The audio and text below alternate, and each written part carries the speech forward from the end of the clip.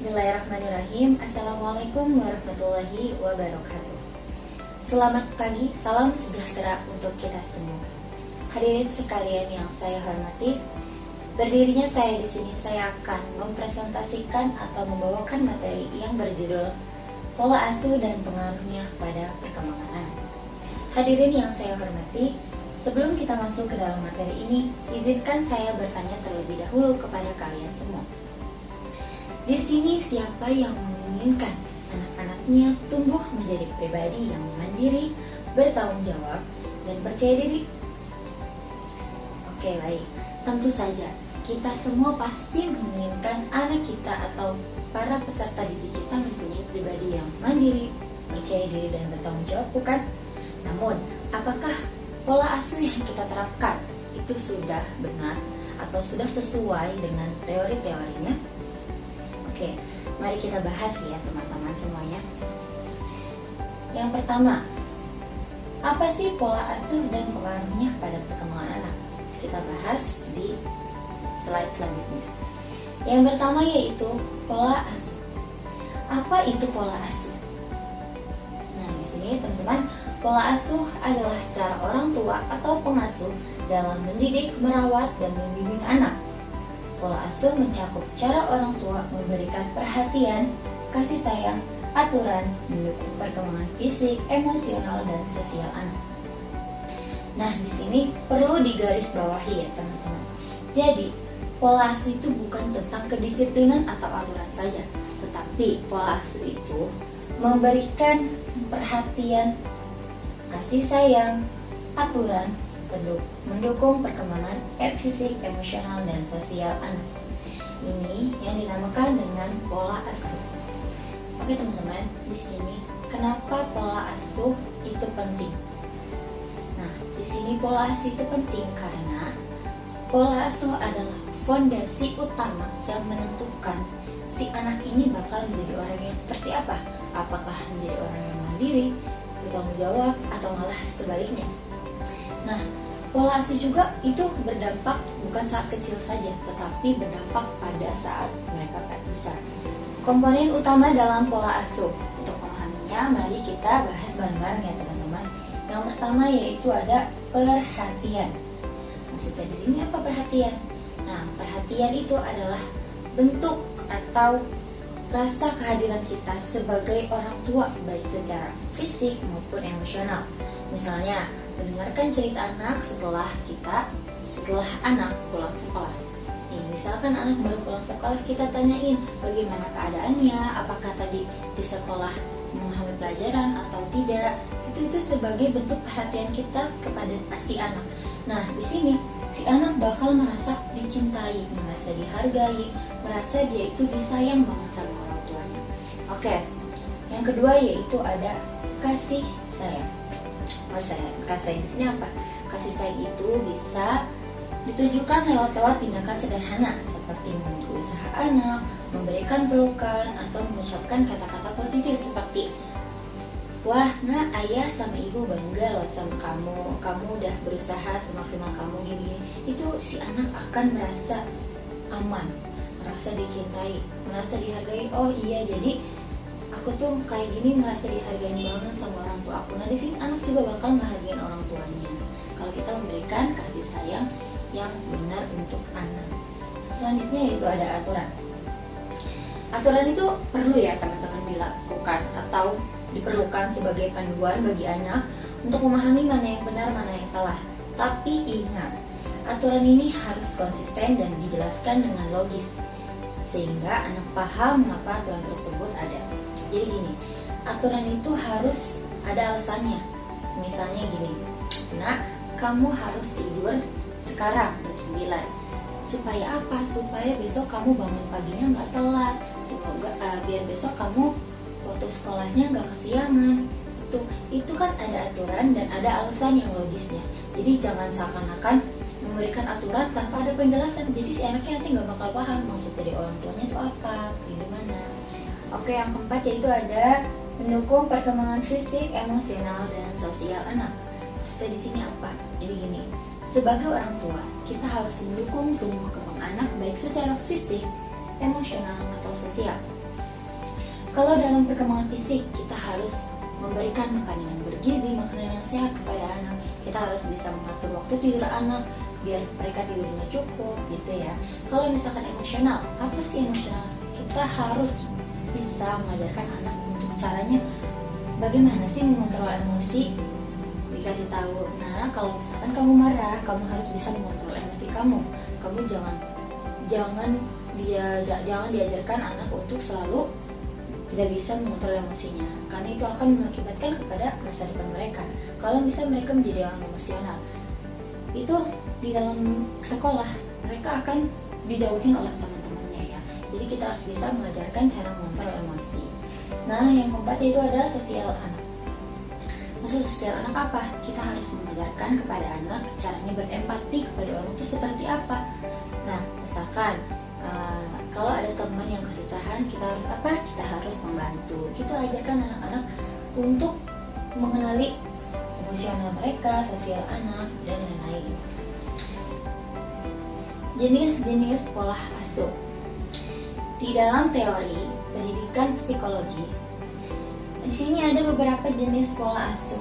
Pertama ada pola asuh otoriter, yang kedua ada pola asuh permisif, yang ketiga ada pola asuh demokratis, dan pola asuh neglectful.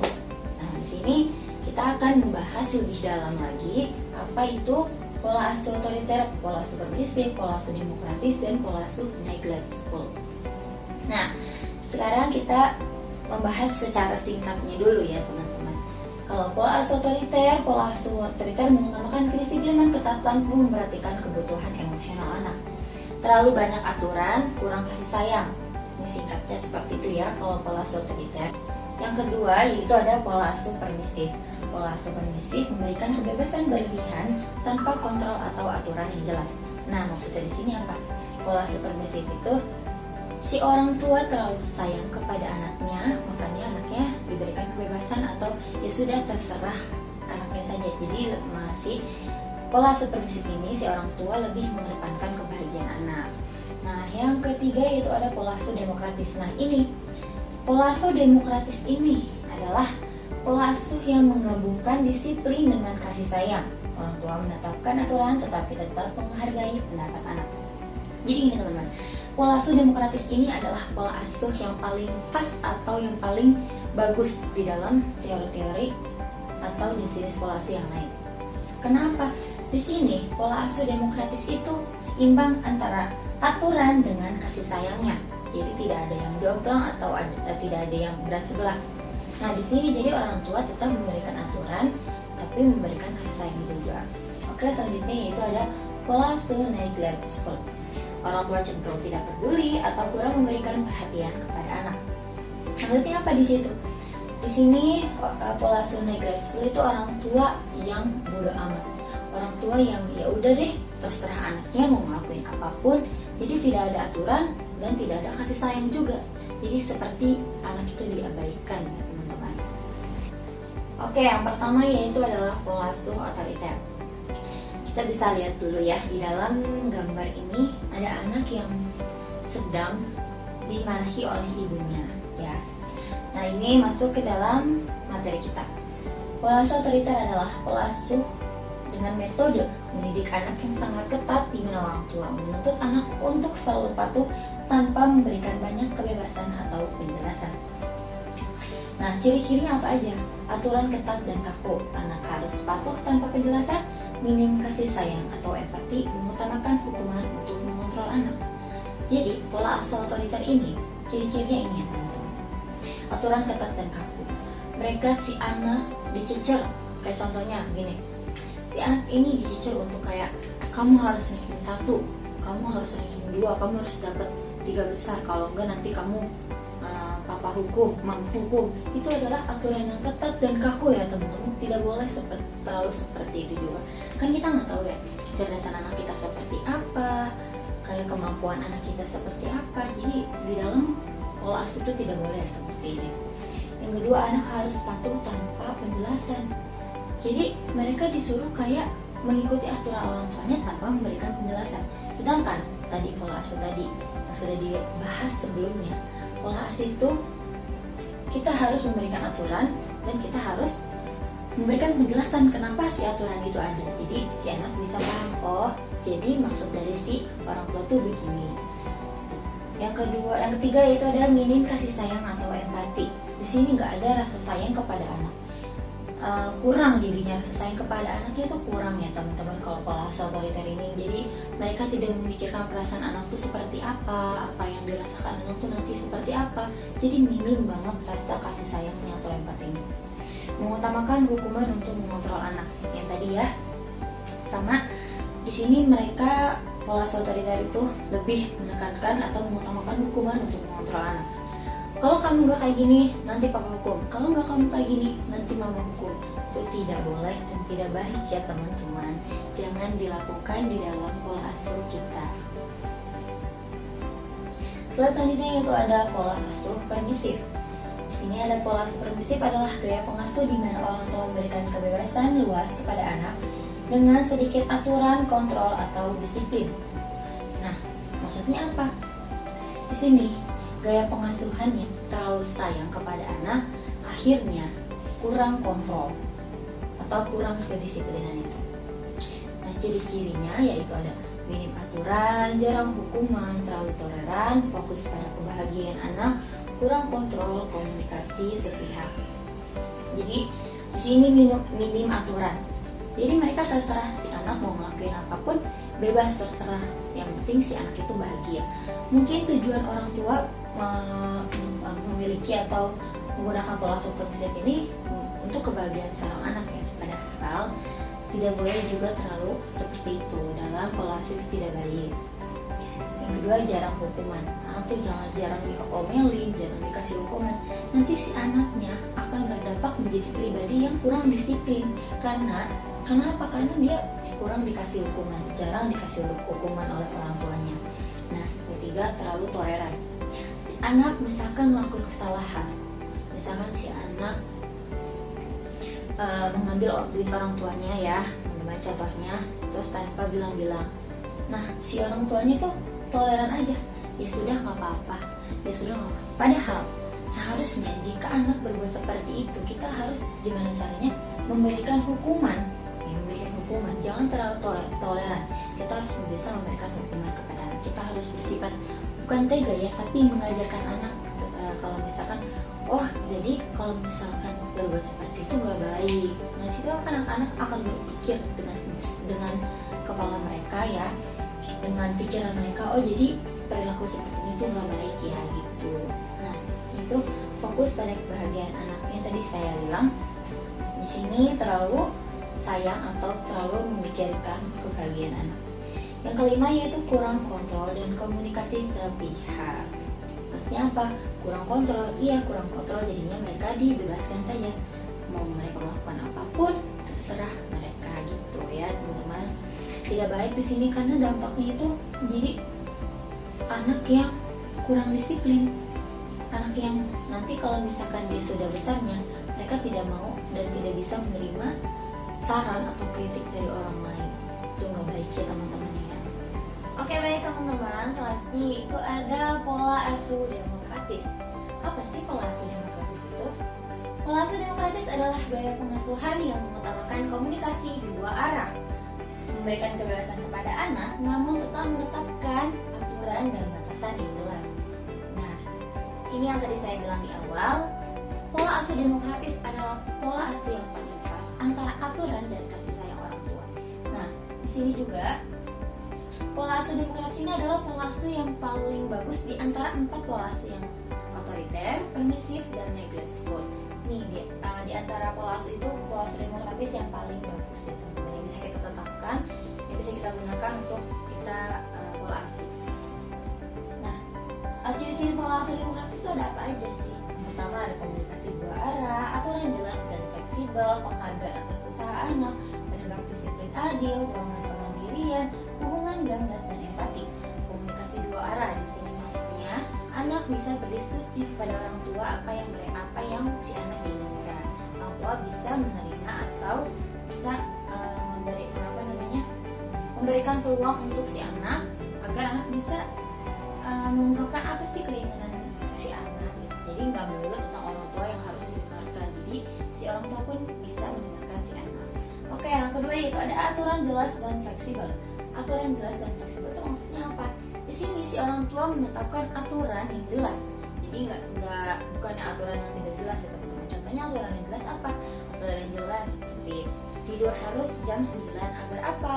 Agar besok sekolahnya nggak ngantuk atau tetap semangat sekolahnya, nggak loyo, nggak kurang tidur. Itu ya teman-teman. Aturannya sangat jelas kan? Untuk apa dia tidur jam 9? Untuk agar besoknya dia nggak ngantuk sekolahnya. Nah yang ketiga itu ada penghargaan atas usaha anak. Nah ini teman-teman ya, penghargaan atas usaha anak itu sangat-sangat diperlukan loh teman-teman. Jadi tapi penghargaan juga nggak harus melulu tentang uang atau tentang mainan atau tentang apapun itu. Nah, di sini penghargaan anak pun bisa dengan pujian loh teman-teman. Jadi nggak melulu tentang uang atau mainan. Contohnya apa? Misalkan dia mendapatkan nilai ujian yang bagus, yang baik, kita bisa memberikan pujian, mama sama ayah, mama sama papa bangga loh sama kamu sudah mendapatkan nilai seperti ini. Itu anak bakal merasa itu dihargain sebagai anak, dihargain perjuangan dia untuk mendapatkan nilai segitu. Nah jadi jangan jadi orang tua yang nggak peduli tentang anak. Jadi kita dari orang tua harus peduli apapun keadaan anak ya teman-teman. Contohnya itu memberikan penghargaan atas apa yang dia usahakan. Nah yang keempat itu ada penegak disiplin adil. Maksudnya penegak disiplin adil apa di sini? Jadi si orang tua menegakkan disiplin tapi dengan adil. Contohnya, misalkan dia melanggar sesuatu, itu akan dikenakan konsekuensinya. Itu kan namanya penegak disiplin adil. Misalnya gini, ada anak yang bermain gadget lebih dari 2 jam. Nah, si orang tua itu sebenarnya mengizinkannya hanya 2 jam saja. Nah, di situ konsekuensinya apa? Dia nggak boleh main HP selama sehari. Karena di situ kan ada penegak disiplin adil. Jadi adil antara dia boleh main HP selama 2 jam, kalau dia melanggar dia ada konsekuensinya. Yang kelima itu ada dorongan kemandirian. Maksudnya dorongan kemandirian atau apa? Jadi sejak kecil atau sedari kecil kita harus mengajarkan dari ketika anak kita untuk mempunyai atau memiliki rasa kemandirian. Contohnya dari kecil si anak itu sudah bisa memilih pakaian yang harus ia kenakan saat dia pergi, saat dia mengaji atau saat dia sekolah. Itu si anak kita situ akan memunculkan rasa kemandirian di dalam dirinya. Karena apa? Karena kan di sini dia bisa menentukan, oh aku lagi mau ngaji nih, aku harus pakai baju yang muslim. Aku mau ke mall, aku harus pakaian yang rapi, yang bagus gitu ya. Jadi itu kan muncul kemandirian di dalam dirinya ya. Nah di situ. Oke, yang terakhir yaitu adalah hubungan dekat dan empati. Apa? Di sini si orang tua menciptakan rasa empati kepada anak.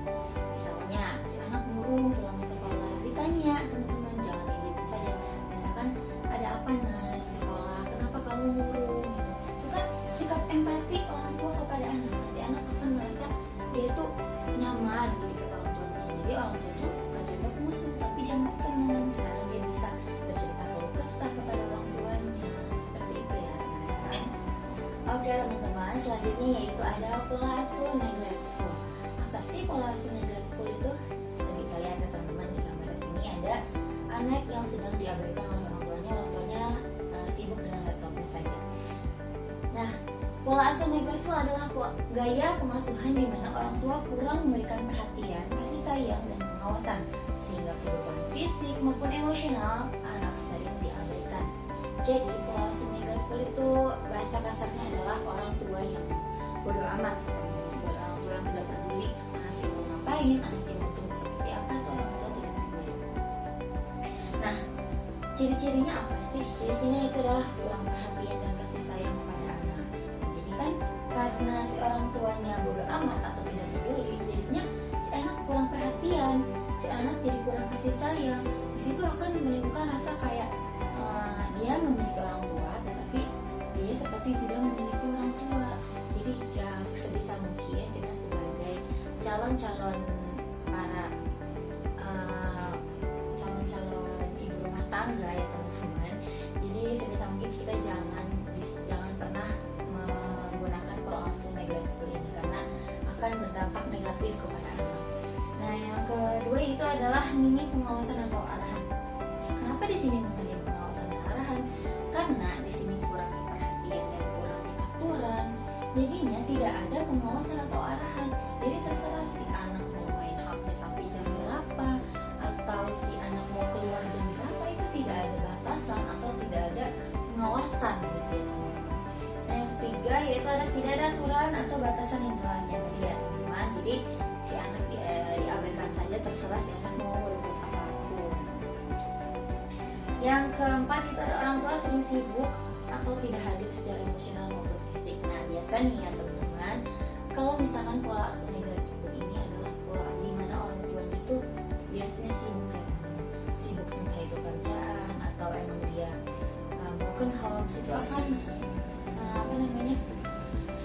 di situ biasanya pola asuh negatif itu digunakan teman-teman. Jadi sebisa mungkin kita sebagai orang tua tuh harus hadir secara emosional maupun fisik, tanyain keadaan anaknya seperti apa, jangan diabaikan saja. Oke, yang terakhir itu adalah tidak responsif terhadap kebutuhan anak. Jadi tidak responsif terhadap kebutuhan anak itu kayak misalkan si anak lagi sakit, tapi si orang tuanya tetap tidak peduli walaupun dalam keadaan sakit pun orang tuanya tidak peduli. Teman-teman, jangan seperti itu. Kita sebisa mungkin jadi orang tua harus tahu keadaan anaknya sehat apa sakit, karena kesehatan fisik anak itu adalah tanggung jawab orang tua. Jadi jangan diabaikan atau disepelekan. Nanti ya teman-teman, pola asuh negatif ini akan berdampak buruk pada kehidupan anak. Bukan hanya saat kecil, tapi sampai dia gede pun dia akan merasa kalau dia ini tidak punya siapa-siapa atau sering diabaikan, karena oleh orang terdekatnya seperti orang tua pun dia diabaikan. Tuh ya teman-teman ya. Oke, baik teman-teman, slide selanjutnya yaitu ada pengaruh pola asuh pada perkembangan anak. Sesuai di judul yang di depan tadi ya teman-teman, judulnya pola asuh dan pengaruhnya pada perkembangan anak. Di sini apa saja sih pengaruhnya ya pola asuh itu terhadap perkembangan anak? Ini yang pertama yaitu ada pengaruhnya ke perkembangan emosi. Yang kedua ada pengaruhnya ke perkembangan sosial. Yang ketiga yaitu ada pengaruhnya ke perkembangan akademik. Nah, di sini perkembangan emosi itu ada kalau misalkan kita menerapkan otoriter, pola asuh otoriter. Pada pengaruhnya pada perkembangan anak, yaitu anak menjadi cenderung tidak percaya diri dan takut. Karena dia apa? Karena dia selalu dituntut untuk mendengarkan orang tuanya. Jadi dia takut untuk mengutarakan apa yang dia rasakan. Yang kedua yaitu perkembangan emosinya, jika kita menerapkan pola asuh demokratis akan percaya diri dan mandiri. Nah ya teman-teman, jika kita menggunakan pola asuh demokratis, anak kita menjadi percaya diri dan mandiri. Nah yang ketiga itu ada permisif. Permisif itu nanti kalau misalkan kita menggunakan pola asuh permisif, si anak itu bakal menjadi kurang disiplin dan manja. Karena apa? Karena si anak ini selalu diturutin oleh orang tuanya. Selalu orang tuanya toleran dan jarang memberikan hukuman. Jadinya apa? Kurang disiplin dan terlalu manja. Yang keempat itu ada neglectful, perasaan diabaikan dan sulit membangun. Emosi tumbuh menjadi orang yang merasa selalu diabaikan dan sulit membangun hubungan dengan orang lain. Bukan hanya kepada orang lain saja, tapi sama orang lain pun dia akan sulit membangun hubungan. Nah, perkembangan sosial. Pola asuh menentukan kemampuan anak berinteraksi dan menjalin hubungan dengan orang lain. Jadi, pola asuh mengaruhi bagaimana anak berinteraksi dengan orang lain. Jika anak dibesarkan dalam pola asuh demokratis, mereka cenderung lebih mudah bergaul dan membentuk hubungan positif. Misalnya, anak yang diajarkan kerjasama bisa dengan mudah bermain dalam tim di sekolah. Kalau misalkan yang ketiga, yaitu ada perkembangan akademik. Pola asuh yang mendukung dapat meningkatkan motivasi dan prestasi belajar anak. Di sini apa? Jadi, pola asuh yang mendukung sangat penting untuk meningkatkan motivasi belajar anak. Orang tua yang mendukung seperti memuji anak saat anak berhasil, memberikan bantuan saat anak kesulitan, bisa membuat anak lebih semangat belajar. Contohnya, orang tua yang membantu anak menyelesaikan pekerjaan rumahnya sambil memberi dorongan semangat. Jadi ya teman-teman, pola asuh yang diterapkan oleh orang tua memiliki dampak besar terhadap masa depan anak. Oleh karena itu, penting bagi kita untuk memiliki pola asuh yang tepat. Jadi jangan salah ya teman-teman dalam menerapkan pola asuh. Jadi akan berdampak seperti ini. Kayak kita menggunakan pola asuh demokratis, anak menjadi baik, anak menjadi diri, anak menjadi mandiri. Kalau kita menerapkan pola asuh otoriter, permisif, dan non-respon, mungkin si anak akan jadi kurang baik. Oke teman-teman, yang selanjutnya yaitu ada faktor-faktor yang mempengaruhi pola asuh. Apa saja sih? Di sini ada 8 ya teman-teman. Yang sudah saya rangkum di sini ada 8. Yang pertama itu pendidikan orang tua, status ekonominya, pengaruh lingkungan dan sosial, kepribadian orang tua, kesehatan mental orang tua, latar belakang budaya, peran gender dalam keluarga, teknologi dan media. Nah, 8 ini biasanya menjadi faktor-faktor utama yang mempengaruhi pola asuh. Ya, pendidikan orang tua. Kalau misalnya pendidikan orang tuanya dia bagus, dia bakal bisa, karena kan dia belajar ya teman-teman si orang tuanya, jadi dia bisa menerapkan pola asuh yang baik. Nah, terus status ekonomi. Kalau misalnya status ekonominya kurang, dia kurang dalam memberikan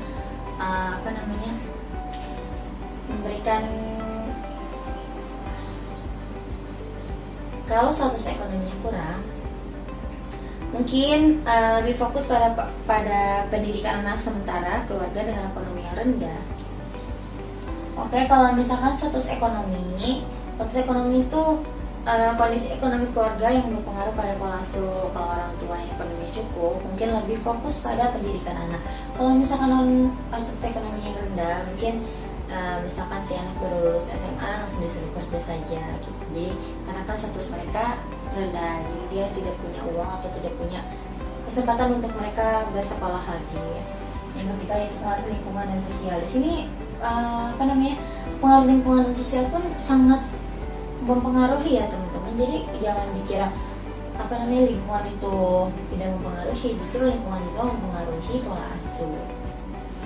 Kepribadian orang tua, kalau misalkan orang tuanya lebih sabar, mungkin lebih sabar juga menghadapi anak. Ya teman-teman, karena kan anak tuh sebenarnya susah ya teman-teman untuk dididik. Jadi kalau misalkan kita menjadi orang tua yang baik atau menjadi orang tua yang sabar, mungkin lebih sabar juga bisa menghadapi anaknya. Yang kelima, kesehatan mental orang tua. Nah di sini kalau misalkan kita lihat ya teman-teman, orang tua yang kesehatan mentalnya nggak baik atau sedang stres, itu bakal lebih mudah cepat marah ke anaknya. Jadi si anaknya tuh merasa tidak nyaman karena selalu dimarahin, karena merasa tidak disayang gitu ya teman-teman. Latar belakang budaya, karena kan di Indonesia ini banyak sekali budaya ya teman-teman, dari Aceh sampai Merauke ya teman-teman. Jadi nggak semuanya latar belakangnya sama, jadi beda-beda. Yang ketujuh, peran gender dalam keluarga. Peran gender dalam keluarga ini penting. Perannya apa? Misalkan si ibu perannya untuk apa? Untuk merawat anak, si ayah untuk mencari nafkah. Itu sangat penting ya teman-teman. Yang ke-8, teknologi dan media. Ini juga penting karena kan kita hidup di zaman modern dan era digital. Oke teman-teman, slide selanjutnya itu adalah tips pola asuh yang baik. Apa aja sih tips pola asuh yang baik? Sini saya mempunyai beberapa tips pola asuh yang baik. Yang pertama yaitu ada komunikasi dengan empati. Maksudnya komunikasi dengan empati itu apa? Jadi komunikasi yang baik adalah kunci dalam membangun hubungan dengan anak. Contohnya, kalau misalkan anak sedang cerita sedih, dengarkan ceritanya dengan penuh kasih sayang dan beri tanggapan yang menenangkan seperti, ayah atau ibu ngerti kalau kamu itu kecewa, kamu lagi sedih seperti ini. Tenangkan dengan kata-kata seperti itu. Karena komunikasi dengan empati. Di situ ada komunikasi dan si orang tua empati kepada si anak.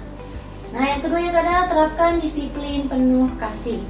Boleh nih kita sebagai orang tua menetapkan disiplin yang ada. Karena setiap orang tua memiliki kedisiplinan di rumahnya berbeda-beda ya teman-teman.